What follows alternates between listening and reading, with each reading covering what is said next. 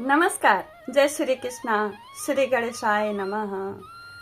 ओम नमो भगवते वासुदेवाय। ओम नमो भगवते वासुदेवाय। श्री मुकुंदाय नमः। श्री गोविंदाय नमः। श्री माधवाय नमः। माधवाय का अर्थ है माधव, दौड़ो नहीं, धाओ नहीं, बिना चप्पल के। उसका अर्थ एक भी है। श्री राधा दिव्य नमः। महर्षि व्यास की जय हो। माँ भगवती सरस्वती की जय हो। मैं आपको श्रीमद् भागवत महापुराण कथा का निरंतर हिंदी में अर्थ सुना रही हूँ। आज मैं द्वितीय स्कंध का अथ चतुर्थो अध्याय का हिंदी में अर्थ सुनाऊंगी। प्रथम तो ये जानिए कि सुखदेव जी के भगवत तत्व को जानने वाले, भगवत तत्व का परिचय कराने वाले उनके वचन को सुन करके किस प्रकार परीक्षित जी को श्री कृष्ण के चरणों में प्रेम उत्पन्न हुआ और पत्नी राज्य पुत्र के प्रति उस प्रेम ने उस मोह को काट दिया। कितनी बड़ी बात है।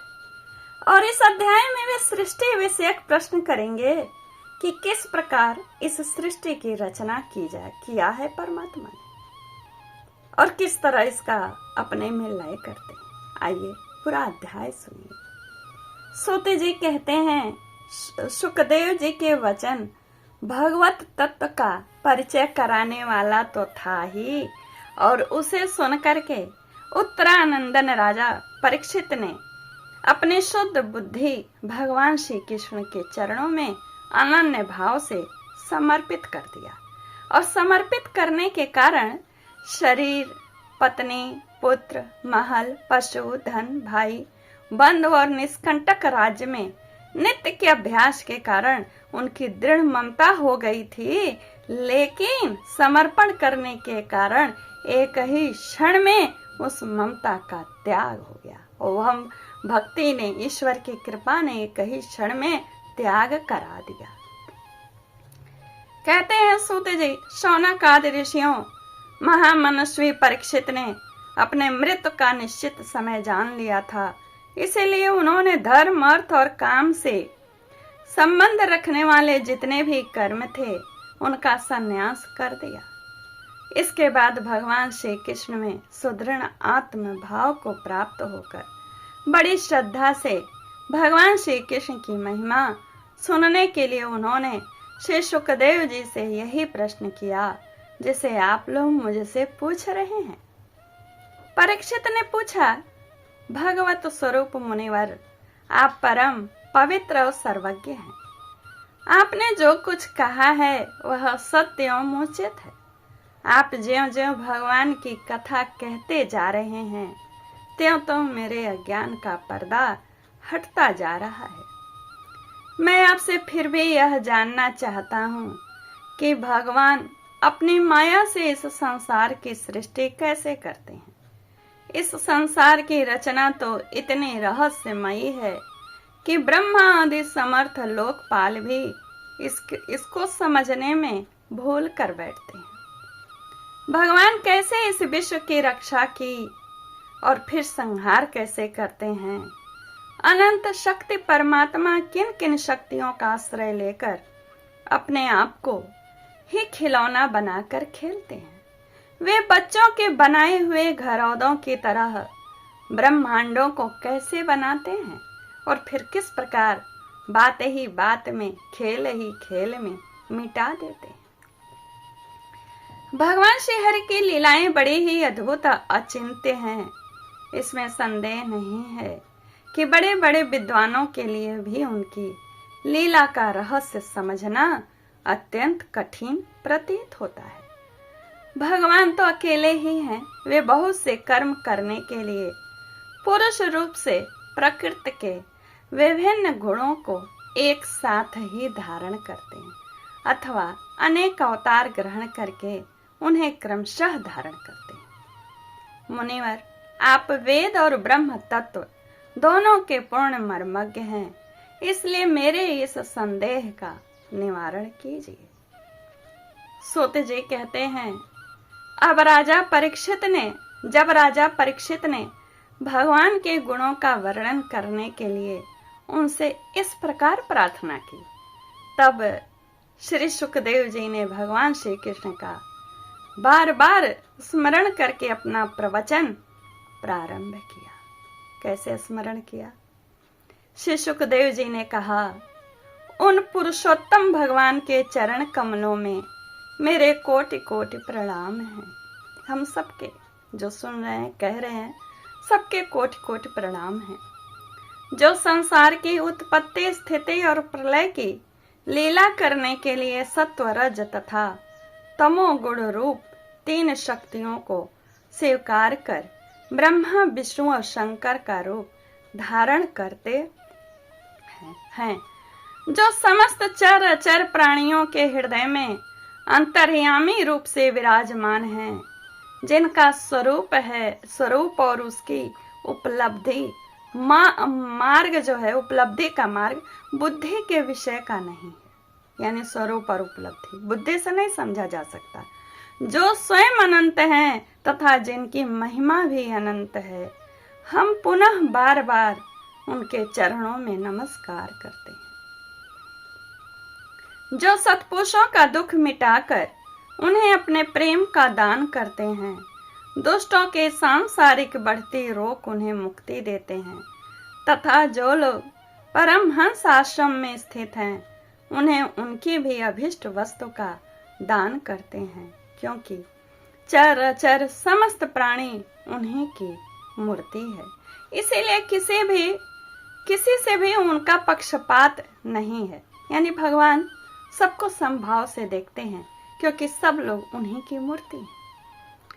जो बड़े ही भक्त वत्सल हैं और हठपूर्वक भक्तिहीन साधना करने वाले लोग, जिनकी छाया को भी नहीं छू सकते हैं, जिनके समान, दोनों की बात कर रहे हैं, जिनके समान भी किसी का ऐश्वर्य नहीं है, फिर उससे अधिक तो हो ही कैसे सकता। तथा ऐसे ऐश्वर्य से युक्त होकर जो निरंतर ब्रह्म स्वरूप अपने धाम में विहार करते रहते हैं, उन भगवान श्री कृष्ण को मैं बार बार नमस्कार करता हूँ। जिनका कीर्तन, स्मरण, दर्शन, वंदन, श्रवण और पूजन जीवों के पापों को तत्काल नष्ट कर देता है, उन पुण्य कीर्ति भगवान श्री कृष्ण को बार बार नमस्कार है। विवेकी पुरुष जिनके चरण कमलों की शरण लेकर अपने हृदय से इस शोक और परलोक की आसक्ति निकाल डालते हैं और बिना किसी परिश्रम के ही ब्रह्म पद को प्राप्त कर लेते हैं, उन मंगलमय कीर्ति वाले भगवान श्री कृष्ण को अनेक बार प्रणाम है, नमस्कार है। बड़े बड़े तपस्वी, दानी, यशस्वी, मनस्वी, सदाचारी और मंत्रवेत्ता जब तक अपनी साधनाओं को तथा अपने आप को उनके चरणों में समर्पित नहीं कर देते हैं, तब तक उन्हें कल्याण की प्राप्ति नहीं होती है। जिनके प्रति आत्म समर्पण की ऐसी महिमा है, उन कल्याणमय कीर्ति वाले भगवान को मैं बारंबार नमस्कार करता हूँ। हम सब नमस्कार करते हैं। कहते हैं कि किरात, हूण, आंध्र, पुलिंद, पुलकस, आभीर, कंक, यवन और खस आदि नीच जातियां हैं, तथा दूसरे पापी जिनके शरणागत भक्तों की शरण ग्रहण करने से ही पवित्र हो जाते हैं, उन सर्वशक्तिमान भगवान को बार बार नमस्कार है। यानी भक्तों के शरण में जाने से सबके पाप नष्ट हो जाते हैं, जो उनके भक्त हैं। ऐसे भगवान को नमस्कार है। वे ही भगवान ज्ञानियों के आत्मा हैं, भक्तों के स्वामी हैं, कर्मकांडियों के लिए वेद मूर्ति हैं, धार्मिकों के लिए धर्म मूर्ति हैं और तपस्वियों के लिए तपः स्वरूप हैं। ब्रह्मा, शंकर आदि बड़े बड़े देवता भी अपने शुद्ध हृदय से उनके स्वरूप का चिंतन करते और आश्चर्यचकित होकर देखते रहते हैं। वे मुझ पर अपने अनुग्रह के प्रसाद की वर्षा करें, हम सब पर करें। जो समस्त संपत्तियों की स्वामिनी लक्ष्मी देवी के पति हैं, समस्त यज्ञों के भोक्ता एवं फलदाता हैं, प्रजा के रक्षक हैं, सबके अंतर्यामी और समस्त लोगों के पालन करता है तथा पृथ्वी देवी के स्वामी हैं, जिन्होंने यदुवंश में प्रकट होकर अंधक वृष्णियों में यदुवंश के लोगों की रक्षा की तथा जो उन लोगों के एकमात्र आश्रय हैं। वे भक्त वत्सल संत जनों के सर्वस्व श्री कृष्ण मुझ पर प्रसन्न हो। सुखदेव जी प्रार्थना कर रहे हैं, हम सब पर भी प्रसन्न हो मेरे नाथ।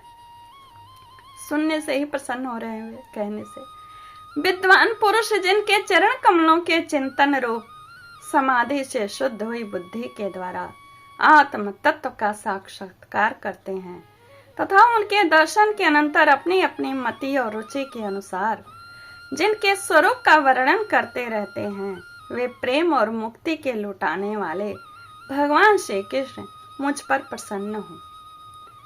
जिन्होंने सृष्टि के समय ब्रह्मा के हृदय में पूर्वकल्प की स्मृति जागृत करने के लिए ज्ञान की अधिष्ठात्री देवी को प्रेरित किया और वे अपने अंगों के सहित वेद के रूप में उनके मुख से प्रकट हुई। वे ज्ञान के मूल कारण भगवान मुझ पर कृपा करें और मेरे हृदय में प्रकट हो, हम सबके हृदय में प्रकट हो और हम सब पर कृपा करें। भगवान ही पंच महाभूतों से इन शरीरों का निर्माण करके इनमें जीव रूप से शयन करते हैं और 5 ज्ञानेंद्रियां, 5 कर्मेंद्रियां, 5 प्राण और 1 मन, इन 16 कलाओं से युक्त होकर इनके द्वारा 16 विषयों का भोग करते हैं।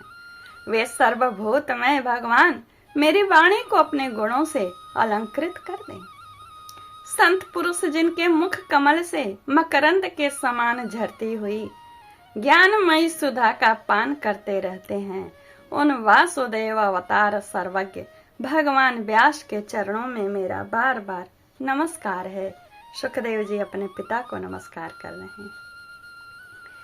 कहते हैं परीक्षित, वेद गर्भ स्वयंभू ब्रह्मा ने नारद के प्रश्न करने पर यही बात कही थी, जिसका स्वयं भगवान नारायण ने उन्हें उपदेश किया था और वही मैं तुमसे कह रहा हूँ। यह अध्याय यहीं पूर्ण होता है। श्रीमद् भागवते महापुराणे पारमहंसायां सहितायां द्वितीय स्कंदे चतुर्थो। ओम तत्सत। श्री राम जय राम जय जय राम। ओम नमो भगवते वासुदेवाय। लाइक कमेंट शेयर जरूर करिए, पूरा जरूर सुनिए। धन्यवाद।